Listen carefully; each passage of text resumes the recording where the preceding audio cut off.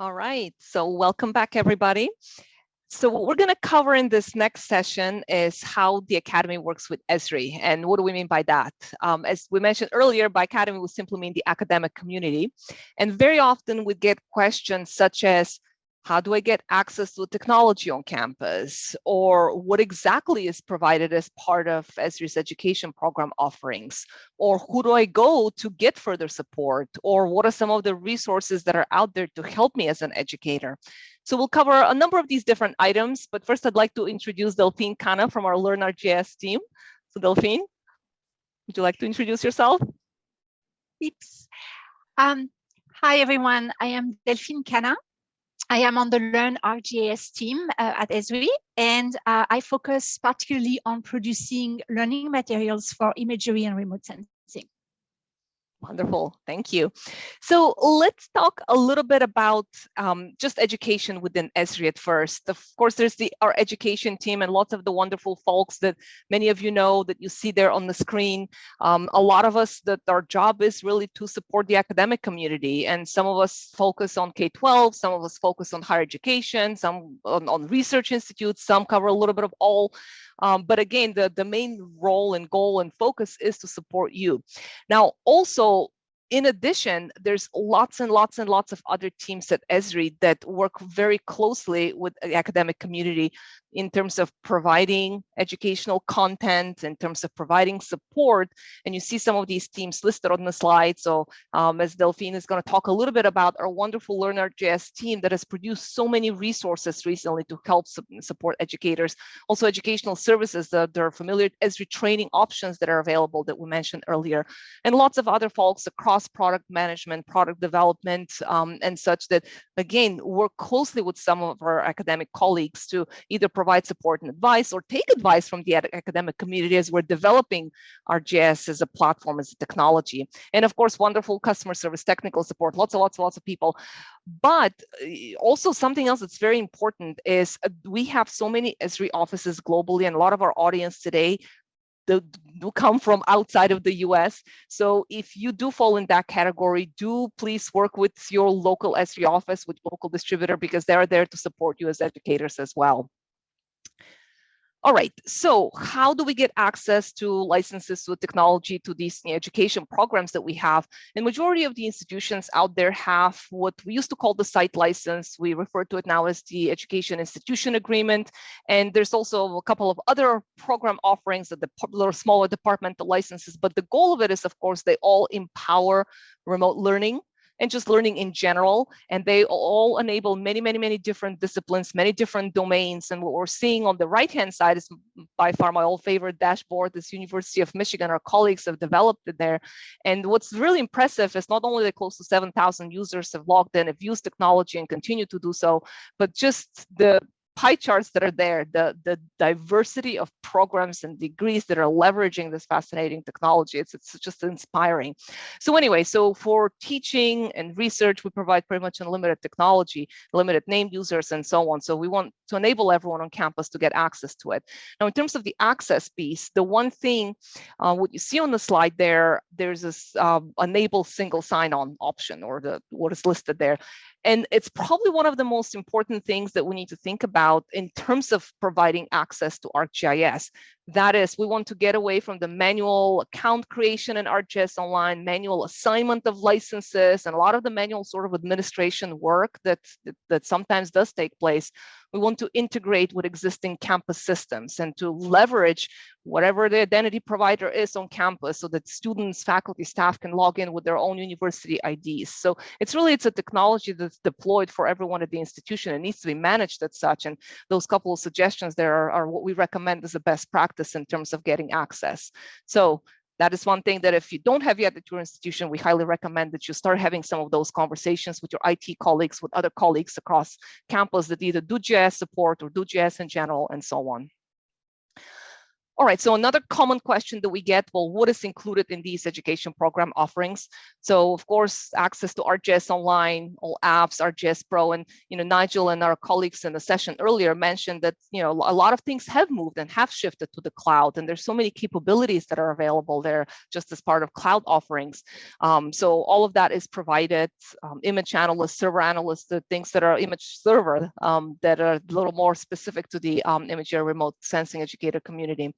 There are a couple of things that are available as additional costs, so drone to map and site scan as well, but they're much reduced compared to commercial pricing. There are special education offerings that are available as well.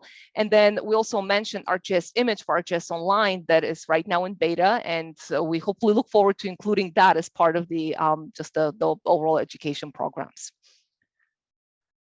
All right, so where do I go for help? And of course, it depends on many things, but typically, and usually it always, I should say, there is a person, a license coordinator, we often refer to them, that sort of kind of manages, or at least is the point contact for any sort of access or in terms of managing the actual licenses across the institution. Of course, the support models for GIS vary greatly among the different institutions. They can sit in different offices. They could be in IT, they could be in, in the GIS support office, they can be in library, they could be in many in the academic department and so on. But the point of it is there's someone that is on campus that is kind of the point contact for anything ArcGIS. So do work closely with them. And again, just to mention single sign-on, it's not on this individual solely to make it happen, but again, to liaise with partners, IT colleagues across campus to ensure again that ArcGIS is deployed just across all the institution. It is available for everyone at the institution. Also, so obviously say you're teaching, you don't know where to go to support, you're kind of starting with ArcGIS. That license coordinator could be a good person to start with on campus. In the US, so all the institutions, there's an account manager there that is available to provide individual support or to liaise with Esri to help answer any questions that you might have. And again, for a global audience, there are local Esri offices in many different countries that are there to also support the academic community. And if you don't know where to go to, always come to us, the education teams. You see the email there, so send us a note. I don't know who to contact on campus, or I have this idea, but I don't know what to do. So feel free to reach out to us. And of course, again, as I mentioned earlier, and to reiterate again, there is all of Esri that is there. That is standing behind to support the community. There is the former GeoNet, which is now the Esri community that we mentioned earlier. There's lots of folks that are on there from obviously all of us, educators, folks that support education, and folks across various teams within Esri. So we're here to support you. So with that, I'm going to shift it over to Delphine to cover in a little bit more detail one of the wonderful resources that we mentioned earlier that was created, particularly with the educator in mind, the folks that are working in this imagery and remote sensing field. So Delphine? Yes, thanks, Jerry. Here we are.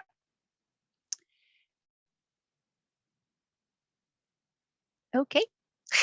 So yes, as mentioned, I am on the Learn ArcGIS team, and my team recently developed a learning package called Introduction to Imagery and Remote Sensing. It contains teaching materials to aid the development of university-level curricula on the subject of imagery and remote sensing. We created this approach, we created this package because technology changes very rapidly, as we know. There are constantly new tools and new workflows coming up. And we know it is hard for you as educators to keep up. So we wanted to save instructors time by providing ready-made learning materials that can be used in the classroom or as assignments. We also wanted to choose materials to demonstrate modern workflows and current best practices. To develop this project, we worked collaboratively with our colleagues from Esri's Imagery team, as well as several other experts. The result is a learning package which offers a growing body of materials. It is free to use for all audiences. It is organized by themes so that you can pick and choose items of relevance to your course. The materials are introductory level and cover the basics of imagery and remote sensing. But we also wanted to give a taste of engaging techniques such as working with drone imagery, LiDAR point clouds, and deep learning.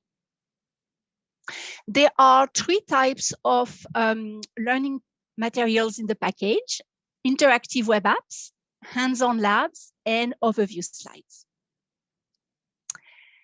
The interactive web apps are meant to, as short activities to illustrate a fundamental remote sensing concept, such as spatial resolution or visualizing change. You can use them in the classroom to demonstrate a concept, or you can assign them as short homeworks. Hands-on labs are in-depth exercises that enable students to experience technology that enable students to experience end-to-end workflows while gaining an understanding of how imagery and GIS technology can solve real-world problems. The workflows demonstrate step by step. They take from 30 to 90 minutes to complete. And in terms of software, they rely on ArcGIS Pro, ArcGIS Online, Drone to Map for the lessons based on drone imagery, and some web apps for the most introductory materials. Each lab is offered in PDF format. The hands-on labs are based on engaging scenarios, such as measuring a shrinking lake in China, tracking development on the Suez Canal over time, exploring a volcanic eruption in Hawaii, or assessing hail damage in cornfields. We demonstrate a number of techniques, such as choosing band combinations and spectral indices, unsupervised and supervised classification, working with time series data, and more.